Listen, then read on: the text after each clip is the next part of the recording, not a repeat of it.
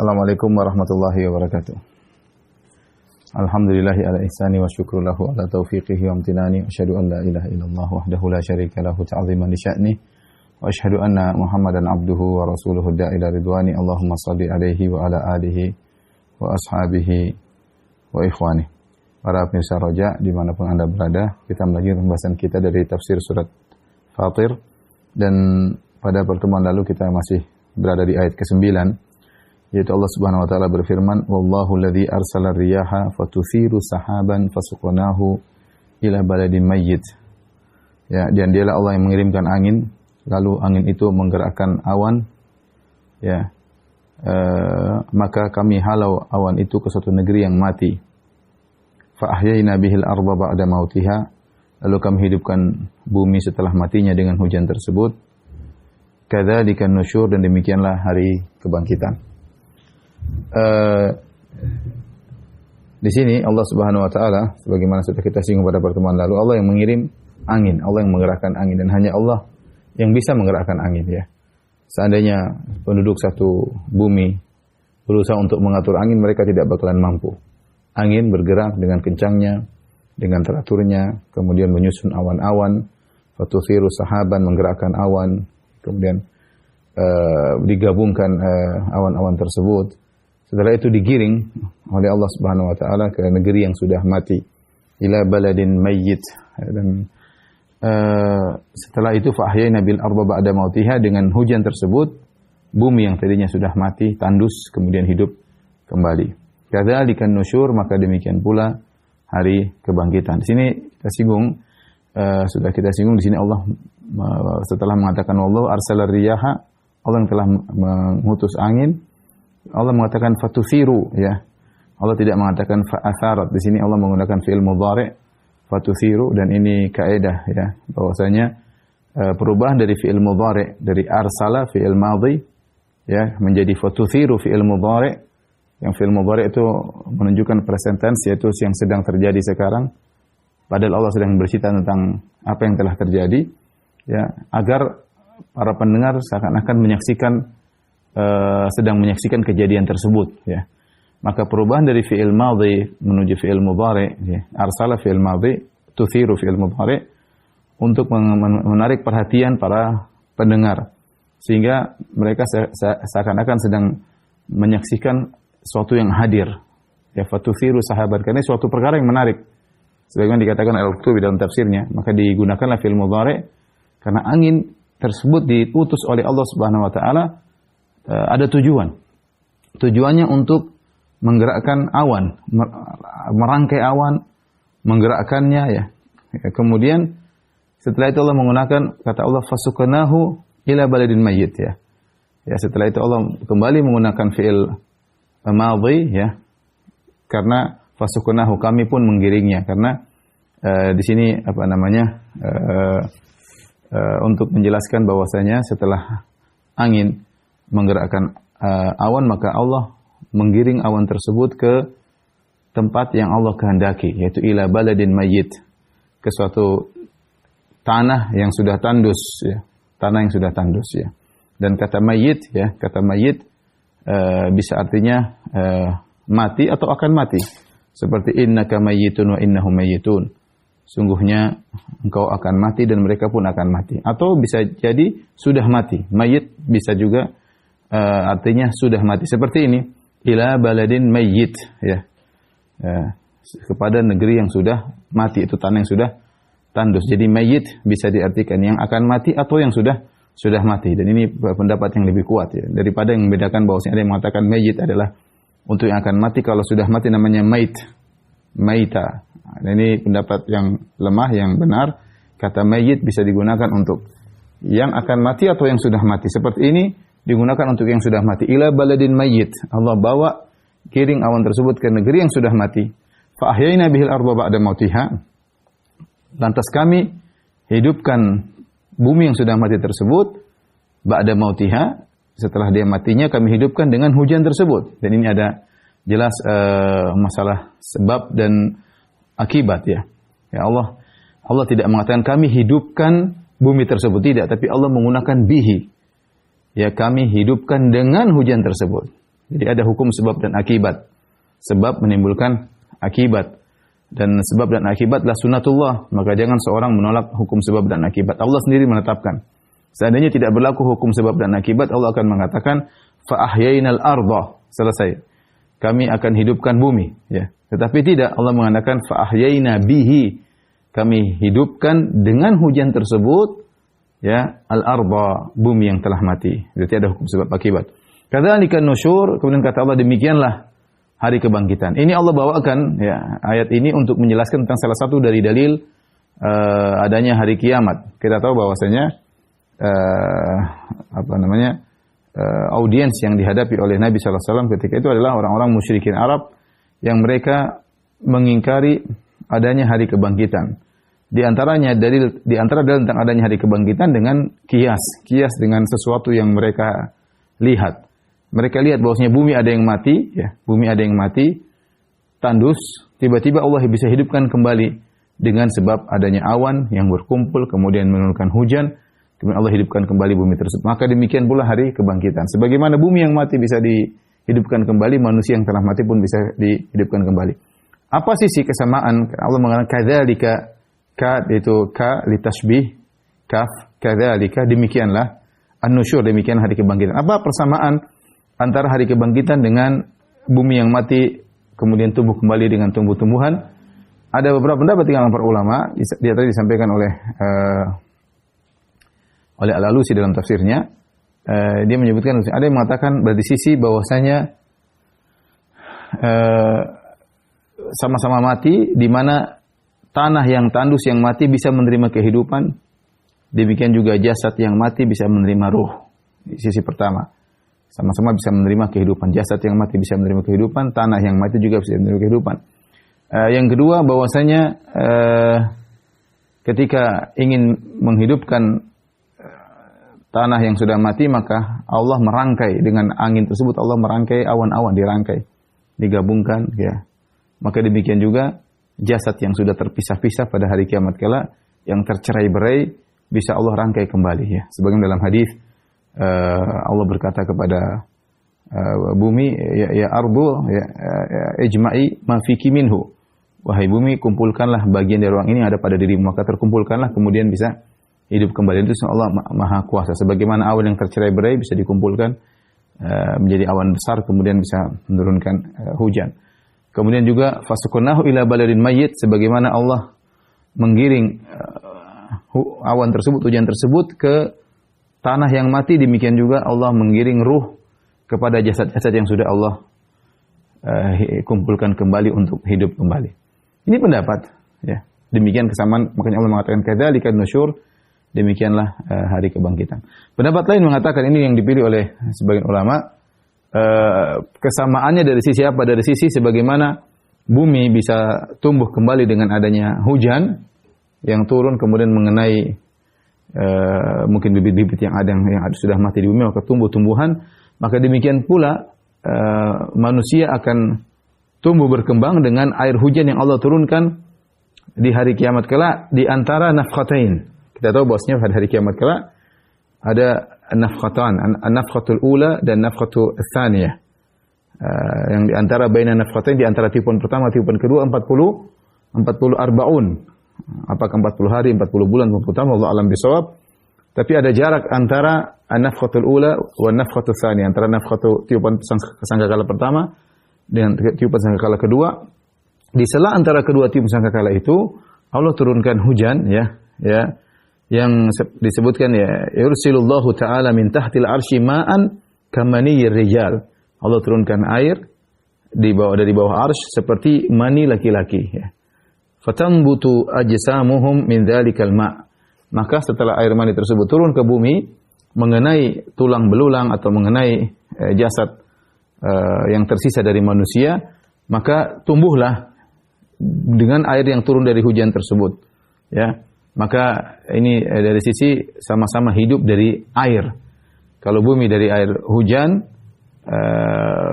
dan jasad manusia tumbuh kembali dari air hujan yang khusus yang seperti mani laki-laki, ya. Ya, seperti dalam hadis yang lain, yunzilullahu ta'ala mataran ka'annahu tal fayambutu ajsadun nas, ya. Allah turunkan hujan, maka dengan hujan tersebut tumbuhlah tubuh manusia. Nah, ini salah satu dalil tentang adanya kemungkinan adanya hari kebangkitan. Ya, yang dengan dalil yang dapat dilihat oleh manusia secara langsung dengan logika sederhana, yaitu dengan kias hari kebangkitan dengan matinya bumi kemudian dihidupkan dengan air hujan. Tapi kita lanjutkan. Nusyur artinya hari kebangkitan. Intishar, nusyur berasal dari intishar, yaitu tersebar atau terbentangkan, ya. Artinya mayat-mayat kemudian keluar, kemudian terkumpulkan pada hari kiamat kelak. Setelah itu Allah berfirman, "Man kana yuridul 'izzata falillahil 'izzatu jami'an." Barang siapa yang ingin kejayaan, ingin kemuliaan, barang siapa yang ingin menghendaki kemuliaan, falillahil 'izzatu jami'a, maka bagi Allah segala kemuliaan. Ilaihi yas'adul kalimut thayyibu, kepada Allah lah naik perkataan-perkataan yang baik, wal amalu shalihu yarfa'uh, dan amal saleh dinaikkannya. Walladzina yamkuruna sayyi'ati lahum 'adzabun syadid, dan orang-orang yang merencanakan kejahatan bagi mereka azab yang keras. Wa makru ulaika huwa yabur, dan rencana mereka itu yang akan hancur, ya. Kita perhatikan ayat ini.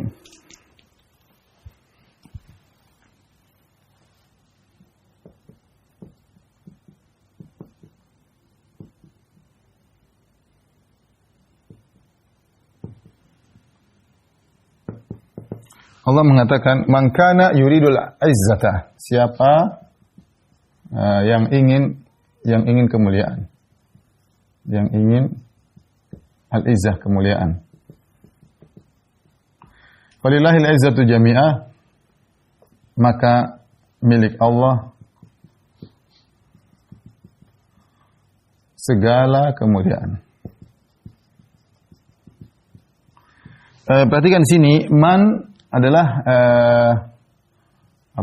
isim syarat, ya. Dan memberikan faedah keumuman. Memberi faedah keumuman. Kalau bahasa kita, siapa saja. Siapa saja, ya. Yang mangkana yuridul izzata, yang ingin mendapatkan kemuliaan. Di sini ada isim syarat man, ini isim syarat. Mana jawab syaratnya? Ini isim syarat. Jawab syaratnya mana? Jawab syaratnya harusnya di sini. Jawab syarat falillahil izzatu jami'an tidak bisa dikatakan jawab syarat. Kenapa tidak bisa dikatakan jawab syarat? Karena tidak ada dhamir kata ganti yang kembali kepada man. Sini falillahil izzatu jami'an tidak ada kata dhamir yang kembali kepada isim syarat tersebut. Padahal disyaratkan bagi jawab syarat dia harus ada dhamir kata ganti yang kembali kepada isim syarat. Oleh karenanya para ulama mentakdirkan fal yatlubuhu fal yatlubuha minhu atau minallah. Maka takdirkan gini, maka carilah dari Allah. Ini takdirnya, ya. Man kana yuridul izzata falyatlubuha min Allah. Barang siapa ingin mencari kejayaan atau kemuliaan, maka carilah dari Allah. Di sini ada dhamir huwa, ya. Dhamir huwa di sini kembali kepada man. Ya, di sini ada huwa. Ya, kembali kepada man. Kenapa hanya minta kepada Allah Subhanahu wa taala? Falillahil izzatu jami'an, ya. Karena kejayaan atau kemuliaan seluruhnya milik Allah Subhanahu wa taala. Semuanya milik Allah Subhanahu wa taala. Adapun izzah bagi manusia, ya. Kemuliaan semuanya milik Allah, al-izzah. Ya. Adapun kemuliaan manusia,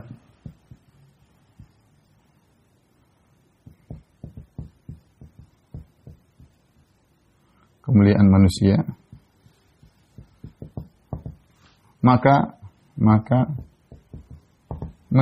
pemiliknya pasti diliputi dengan kebutuhan, dengan kebutuhan kepada yang lain, atau izzah tersebut tidak kekal, ya, sering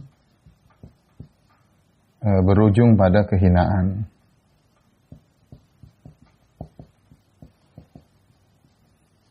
Ataupun kalau izzahnya tersebut hebat, maka izzahnya hanya di dunia. Maka izzahnya atau kemuliaannya hanya di dunia, tidak di akhirat.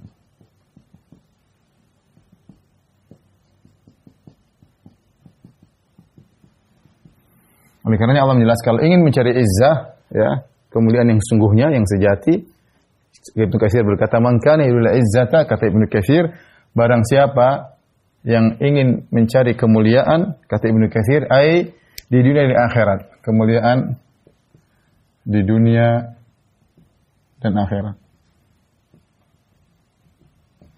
Ya. Maka carilah dari Allah Subhanahu wa taala. Karena Allah yang memiliki segala kemuliaan. Caranya bagaimana? Allah jelaskan, "Ilaihi yas'adul kalimut thayyib." Kata Allah Subhanahu wa taala, "Ilaihi yas'adu al-kalimut thayyib wal amalus salihu yarfa'u." Caranya Allah jelaskan, caranya dengan beramal soleh. Ya. Caranya dengan beramal soleh. Beramal soleh. Kalau tidak dengan beramal soleh, maka tidak akan meraih kejayaan. Makanya kata Ibnu Mas'ud, "Nahnu qaumun a'azzanallahu bil Islam." Kami adalah suatu kaum yang Allah muliakan kami dengan Islam. Kami tidak mencari kejayaan dari selain Allah Subhanahu wa taala. Kami tidak mencari kejayaan dengan selain Islam. Betapa banyak orang Islam ingin mencari kejayaan dengan selain Islam, maka semakin terpuruk, semakin terhina, semakin rendah, ya, semakin diperbudak, ya, semakin dijajah. Kenapa? Mereka mencari kejayaan dengan sebab-sebab duniawi.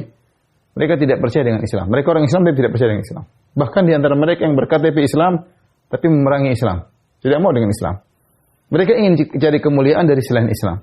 Itu tidak benar. Dia telah kata Ibnu Mas'ud, "Nahnu qaumun a'azzanallahu bil Islam." Kami adalah kaum yang Allah muliakan dengan Islam. Allahul musta'an. Maka Allah jelaskan caranya dengan beramal saleh. Ilaihi yas'adul kalimut thayyibu. Ingat bahwasanya kata-kata yang baik, al-kalim jamak dari al-kalimah. Artinya kata. Ilaihi, kepadanya naik kata-kata yang baik,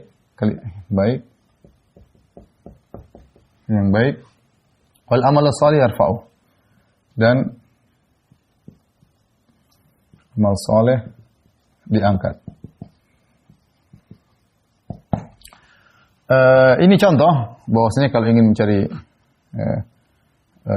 mencari kejayaan dengan Islam, makanya Allah mengatakan, "Walillahil izzatu walirasulihi walil mu'minin walakinnal munafiqina la ya'lamun." Ya. Ketika orang-orang munafik berkata, "La yukhrijanna al-'azzu minhal adzal." Ya, sungguhnya kami yang lebih mulia akan mengusir orang-orang yang hina. Maksudnya orang munafik ingin mengusir Nabi Muhammad dan kaum muhajirin. Maka Allah membantah, "Walillahil izzatu," Allah miliki kemuliaan, "wali rasulihi walil mu'minin." Ya.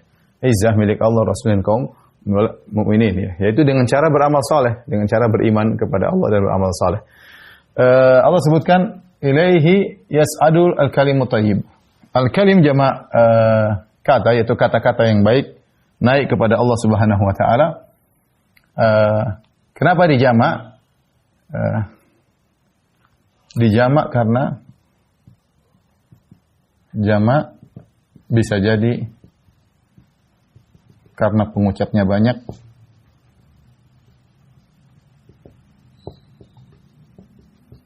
atau bisa jadi karena kata-kata baik itu banyak. Dan ini datang semuanya dari salaf yang mengatakan kalimat yang baik maksudnya cuma satu, maksudnya adalah kalimat la ilaha illallah. La ilaha illallah. Lantas kenapa didatangkan dalam kata jamak? Maksudnya pengucap la ilaha illallah banyak, semuanya pada naik pada Allah Subhanahu wa taala. Sebagian salaf menafsirkan al-kalimut thayyib maksudnya kata-kata yang baik berupa zikir, tilawah, baca Quran, tasbih, tahlil, kata-kata baik secara umum dan lain-lain. Kata-kata yang baik ya. Baik secara umum.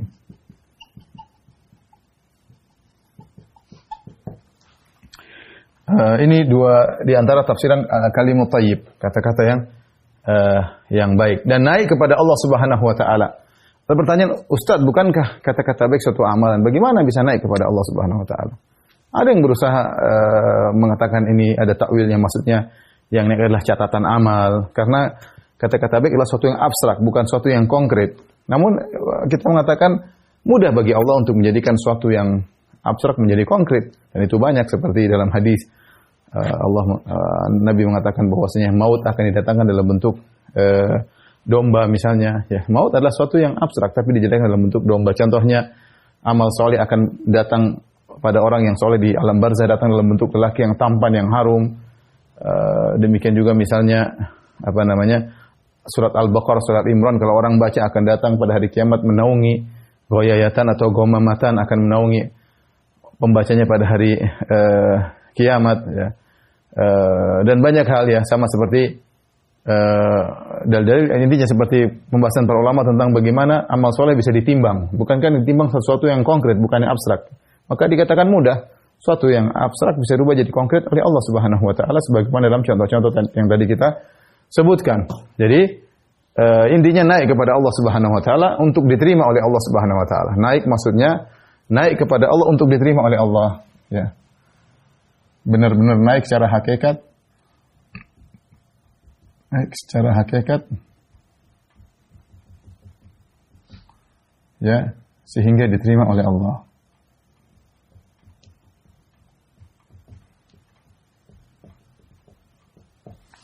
Sehingga diterima oleh Allah Subhanahu wa taala.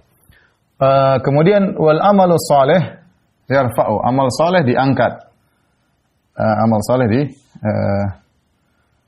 diangkat. Maka di sini ada, sebelum saya bahas amal saleh, dari firman Allah berdasarkan tafsiran ini, al-kalimut thayyib, berdasarkan tafsiran ini.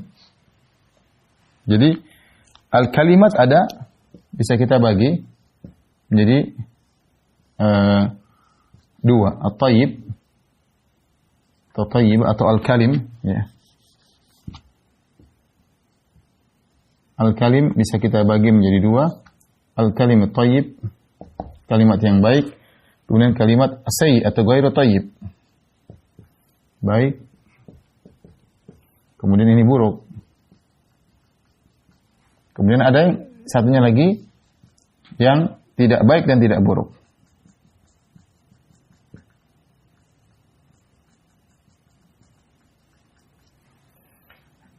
Kalimat yang baik ada yang lizatihi, secara asalnya baik, secara zatnya baik. Ada yang li ghairihi, asalnya itu kalimat kata-kata yang biasa yang diniatkan untuk kebaikan.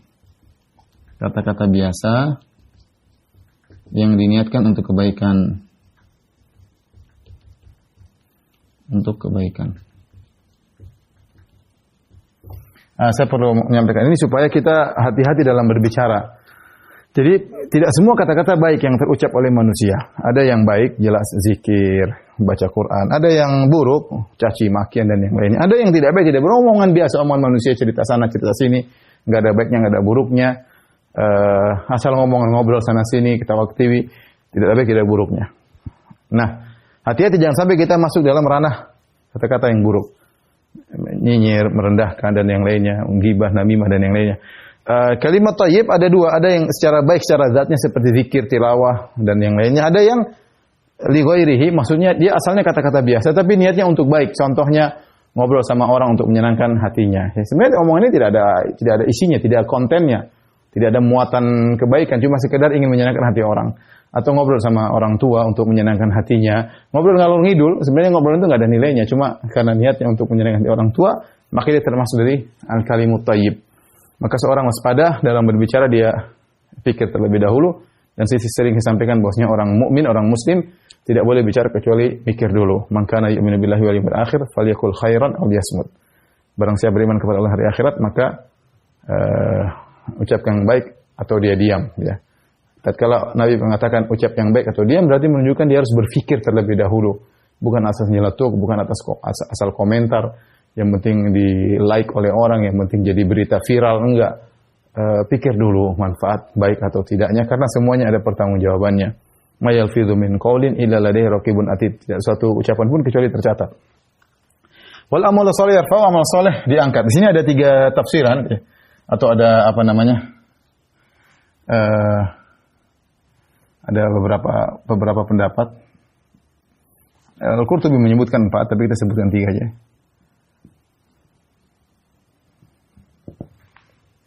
Jadi al-amalus saleh yarfa'uhu, mereka kembali kepada apa maksudnya hu di sini, ya. Hu di sini. Dan amal saleh, jadi wal amalus salihu yarfa'uhu. Dan amal saleh diangkat atau mengangkat, ya. Ada yang mengatakan maksudnya adalah amal saleh diangkat oleh al-kalim at-thayyib, kata-kata al-kalim at-thayyib. At-thayyib. Ini pendapat pertama. Pendapat kedua, sebaliknya, amal saleh yang mengangkat al-kalimat at-thayyib. Pendapat yang ketiga, amal soleh diangkat oleh Allah. Ada pendapat yang keempat, saya tambahkan deh 4 pendapat. Al-Qurtubi menyebutkan pendapat yang keempat adalah amal soleh mengangkat pelakunya. Ini 4 pendapat. Amal soleh wal amalu soleh yarfa'uhu, maksudnya dalam tafsiran yang pertama, maksudnya yarfa'uhu,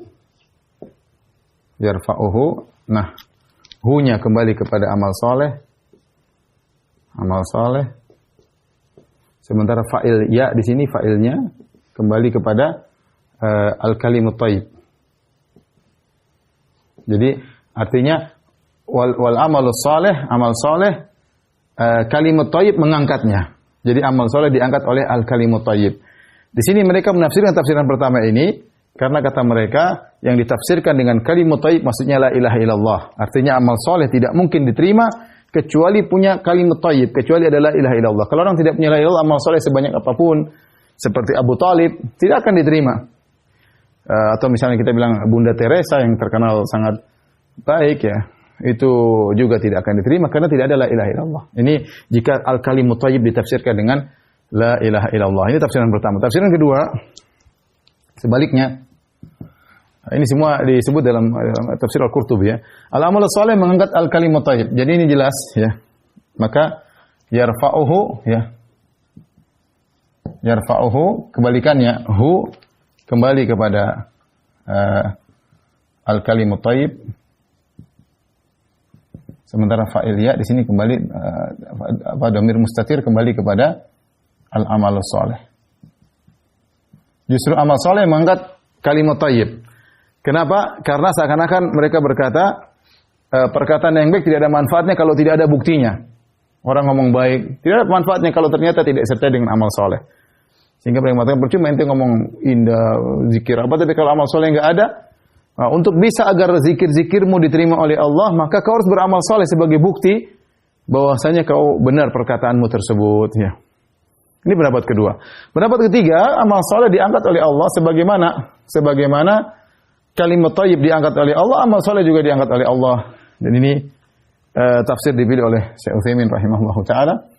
Kemudian ada tafsir yang keempat, ini tafsir ketiga, tafsir keempat disebut oleh Qurtubi, dinukil dari kalau tidak salah Zamakhsyari atau yang lainnya, bahwasanya amal soleh mengangkat pelakunya. Bahwasanya seorang terangkat dengan amal soleh. Yang sesungguhnya seorang terangkat dengan amal soleh, ya.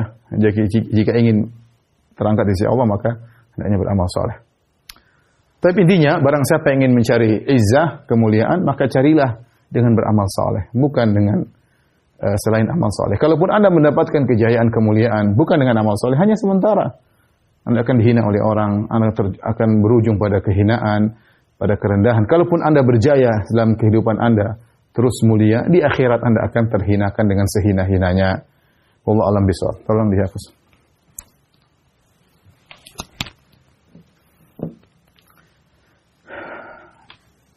Kita lanjutkan. Kemudian Allah lanjutkan ayatnya. Walladzina yamkuruna as-sayyi'ati lahum 'adzabun syadid. Allah sebutkan, biasa setelah Allah menyebutkan tentang yang baik, Allah sebutkan tentang yang buruk. Ya, kalau orang berbuat kebajikan akan dapatkan izzah dan diangkat oleh Allah, dan sebaliknya walladzina yamkuruna sayyi'at, orang-orang yang melakukan makar-makar keburukan, makar rencana jahat, ya, lahum adzabun syadid, maka mereka akan mendapatkan azab yang pedih.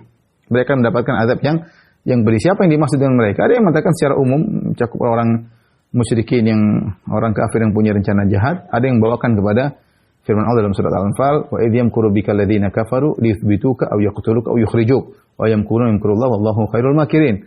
Tatkala Abu Jahal, CS dan teman-temannya berbuat makar untuk mensikapi Nabi sallallahu alaihi wasallam, ada yang punya ide untuk liyuthbituka, untuk memenjarakan Nabi, atau liyaqtuluk, atau untuk membunuh engkau wahai Rasulullah, au yukhrijuk, atau mengusirmu. Mereka punya makar, dan tiga rencana ini. Kata Allah, wa yamkurun wa yamkurullah. Mereka punya makar, Allah juga punya makar untuk mereka.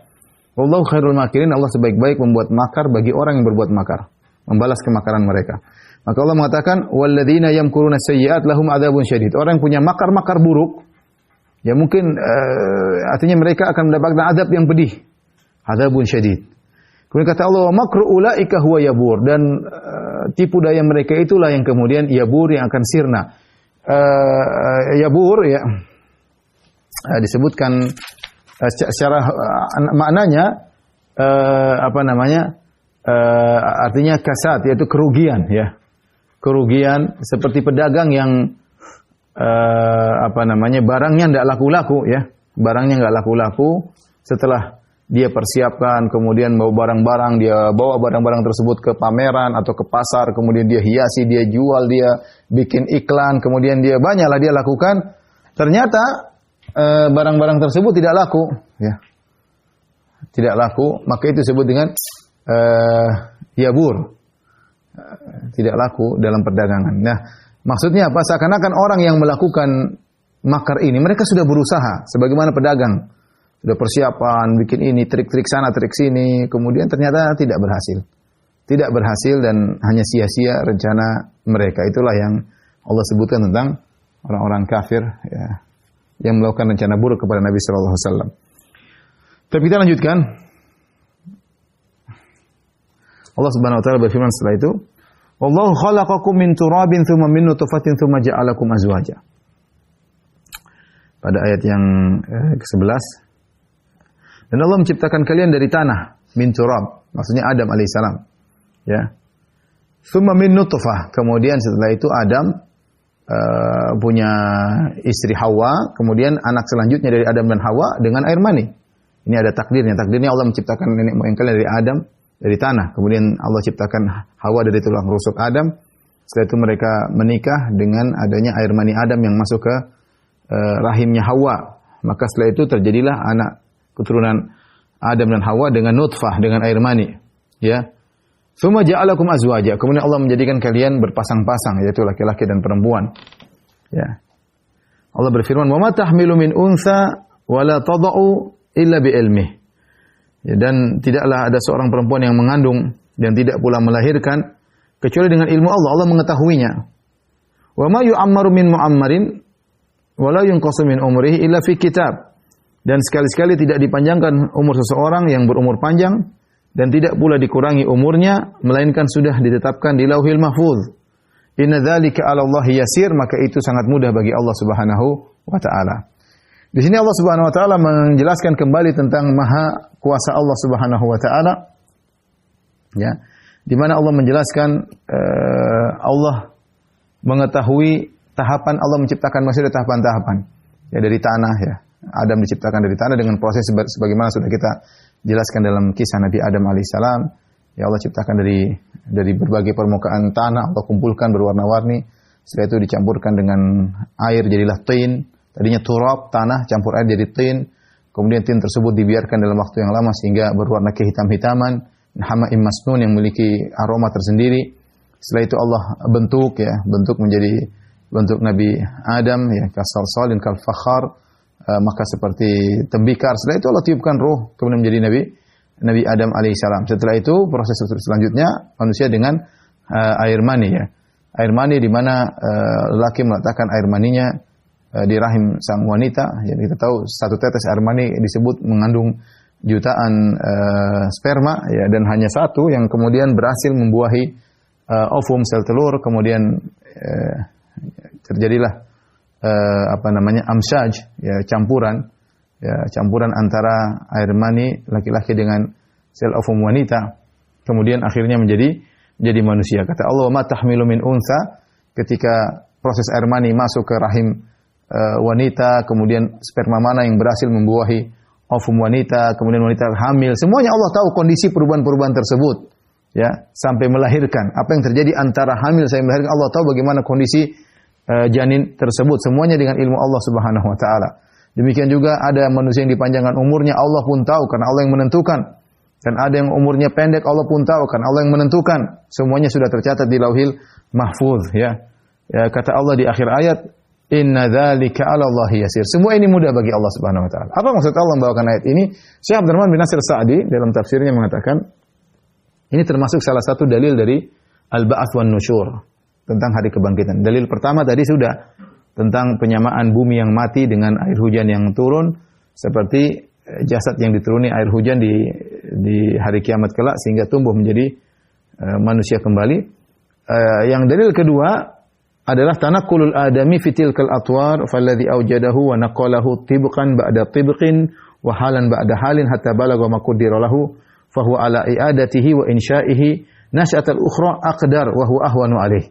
Kata Syekh Abdurrahman Sa'di dengan perkataan yang sangat indah, perubahan manusia dalam tingkatan-tingkatan tersebut, maka yang menjadikan itu semua yaitu Allah Subhanahu wa taala yang memindahkan kondisi manusia dari satu tingkatan ke tahapan berikutnya, dari satu kondisi kepada kondisi berikutnya sampai yang Allah takdirkan.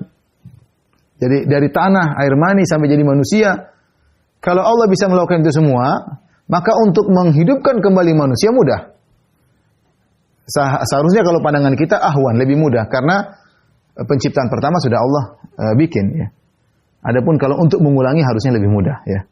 Kita tahu menemukan lebih susah daripada mengulangi yang sudah ditemukan. Tapi bagi Allah sama saja, semuanya mudah ya. Jadi ini dalil kedua, kalau Allah mampu menciptakan, kalian mengakui manusia diciptakan dari tanah, kemudian dari air mani dengan proses-proses perubahan, maka untuk menciptakan kembali mudah bagi Allah, apa susahnya? Ya. Adapun yang dalil yang ketiga, bahwasanya ini disebut oleh Syekh Sa'di dan saya tidak menemukan di buku tafsir yang lain ya. Wallahu alam ya. Beliau berdalil juga dengan kemungkinan adanya hari kebangkitan. Beliau berkata, wa ihatatu ilmihi bi jami' ajza'il alamil ulwi was-sufli daqiqiha wa jaliliha. Di mana ilmu Allah Subhanahu wa taala meliputi segala bagian alam, yang alam atas maupun alam bawah, langit maupun di bumi, yang jelas, yang samar, yang tipis, yang kecil, Allah tahu semua. Alladzi fil qulub, Allah tahu apa yang ada di hati. Wal ajinnah allati fil butun, Allah tahu apa yang terjadi pada janin dalam perut-perut para wanita. Wa ziyadatil a'mar wa naqsiha, dan Allah tahu tentang tambahan umur dan kurangnya umur. Wa itsbatu dzalika kullihi fi kitab, bahkan semua sudah dicatat di Lauhil Mahfuz. Falladzi kana hadza yasiran alaihi, kalau ini mudah bagi dia, faidatul amwat aisar wa aisar, maka mengembalikan mayat mudah. Dia berdalil Syekh Sa'di tentang hari kebangkitan dengan dalil yang ketiga, yaitu Allah ilmunya meliputi segala sesuatu, ya. Tentang bagaimana hal yang terjadi pada hati manusia, pada janin, kemudian tambahan umur, kurangnya umur, yang semua itu kemudian dicatat di Lauhil Mahfuz, dan kata Allah inna dzalika 'ala Allah yasir, itu mudah bagi Allah Subhanahu wa taala. Maka untuk membangkitkan manusia lebih mudah lagi. Baik, kita lanjutkan. Setelah itu Allah Subhanahu wa taala berfirman, "Wa ma yastawil bahrani, hadza 'adbun furatun sa'ighun syarabuhu wa hadza milhun ujaj." Ya, kata Allah Subhanahu wa taala, dan tiada sama antara dua laut, ya. Maksudnya al-bahar maksudnya laut yang berlimpah ruah, air yang berlimpah ruah, bisa jadi sungai, bisa jadi laut. Air maksudnya air yang berlimpah ruah. Dalam hal ini adalah sungai dan laut. Wa ma yastawil bahran, tidak sama antara dua air yang berlimpah ruah. Itu laut dan air. Hadza 'azbun furat, yang ini tawar segar, maksudnya air sungai, air tawar. Sa'ighun syara'ubuhu, yang mudah untuk diminum. Wa hadza milhun ujaj, sementara yang satu milhun ujaj, yaitu asin, lagi kental asinnya, ya, pahit, ya, asin. Ya. Wa min kullin ta'kuluna lahman tariya. Ya, dari masing-masing kalian makan daging yang segar, yaitu ikan. Wa tastakhrijuna hilyatan talbasunaha. Kemudian kalian mengeluarkan dari keduanya, yaitu hilya, yaitu hiasan yang kalian memakainya, maksudnya adalah mutiara dan yang semisalnya. Wa taral fulka fihi mawakhira, dan kalian lihat bagaimana kapal-kapal mawakhir, yaitu menembus air melaju, ya, ke utara, ke selatan, kemana yang dia kehendaki, ya. Litabtaghu min fadlihi, agar kalian bisa membelah laut, kapal membelah laut supaya dapat mencari karunia-Nya, wala'allakum tashkurun, agar kalian bersyukur. Di sini Allah Subhanahu wa taala menyebutkan, ya, tentang bagaimana kudrahnya Allah dan bagaimana hikmahnya, bagaimana rahmatnya. Allah menjadikan laut dengan dua model, maksudnya air yang berlimpah dengan dua model, yang masing-masing punya kemaslahatan. Allah tidak menjadikan semua tawar, ya. Dan Allah tidak menjadikan semua air yang berlimpah asin, enggak. Tapi ada yang asin, ada yang tawar. Masing-masing punya fungsi. Yang asin dengan yang berlimpah ruah, dengan berbagai macam kehidupan dalamnya, dengan ikan-ikan yang berbagai dalamnya, ya, yang kemudian yang tawar juga ada faedahnya masing-masing. Kita tahu atau tidak tahu ada maslahat dan hikmah yang Allah kehendaki. Ini menunjukkan terjadi bukan dengan sendirinya, tapi ada pengaturan dari Rabbul Alamin, pencipta alam semesta. Di antaranya Allah menjadikan sumber air yang azbun furat, yaitu tawar, mudah diminum, ya. Kemudian juga digunakan untuk orang-orang yang bercocok tanam. Air tawar, kalau pakai air laut ya mati semua tumbuhan, ya. Kemudian juga sebaliknya Allah menjadikan lautan yang asin, ya, sehingga hewan-hewan bisa hidup di situ dengan baik. Kemudian kalau ada apa-apa tidak mudah berubah karena asinnya yang luar biasa tersebut, dan hewan-hewan menjadi lebih lezat dengan berbagai macam modelnya, ya. Allah sebutkan wa min kullin ta'kuluna lahman tariyan, dan masing-masing ada ikan yang kalian bisa makan. Subhanallah, ikan-ikan lautan dengan modelnya, ikan-ikan air tawar dengan berbagai macam modelnya, masing-masing punya kelezatan tersendiri. Meskipun saya lebih suka dengan ikan laut. Karena saya tinggal di Papua, di sana ikan laut banyaknya, tapi ikan air tawar juga punya kelezatan tersendiri. Kemudian wa tastakhrijuna hilyatan talbasuna, dan kalian mengeluarkan hilyah. Di sini Allah mengatakan tastakhrijun. Ada proses mengeluarkan. Istikhraj itu ada proses. Ini menunjukkan bahwasanya manusia berusaha bagaimana untuk mengeluarkan perhiasan dari lautan maupun dari air tawar. Sebenarnya Allah mengatakan kami tidak mendapati lu'lu', ya, kecuali dari air asin. Tidak ada namanya mutiara di air tawar. Tapi belakangan ini saya sempat baca di sebagian sumber, katanya juga ada mutiara air tawar. Wallahu a'lam bishawab. Tapi di sini dalam ayat yang lain seperti dalam surat Ar-Rahman, yakhruju minhuma lu'lu'u wal marjan, keluar dari keduanya, yaitu dari laut maupun dari sungai. Seakan-akan di sungai juga ada mutiara. Tapi wallahu a'lam bishawab, bisa jadi maksudnya istikhraj, mengeluarkan dari air laut saja, bukan air tawar. Atau dari dua-duanya, berarti di air tawar juga ada mutiara, ya. Kemudian Allah menyebutkan itu semua untuk kalian gunakan perhiasan tersebut. Wa taral fulka, dan lihat bagaimana kapal, subhanallah, kapal yang berat terbuat dari logam, ya, kemudian dia bisa membelah air, ya, membelah air, dan ini penemuan yang luar biasa, ya, bagaimana air dibuat asin dengan seperti itu sehingga bisa mengangkut kapal yang begitu besar, ya. dengan penumpang yang banyak, tapi kemudian bisa berjalan. Wala'allakum tashkurun. Semoga kalian beruntung. Tapi demikian saja apa yang saya sampaikan kepada pemirsa Roja. Mudah-mudahan bermanfaat. Insyaallah kita lanjutkan pekan depan. Wabillahi taufiq wal hidayah. Assalamualaikum warahmatullahi wabarakatuh.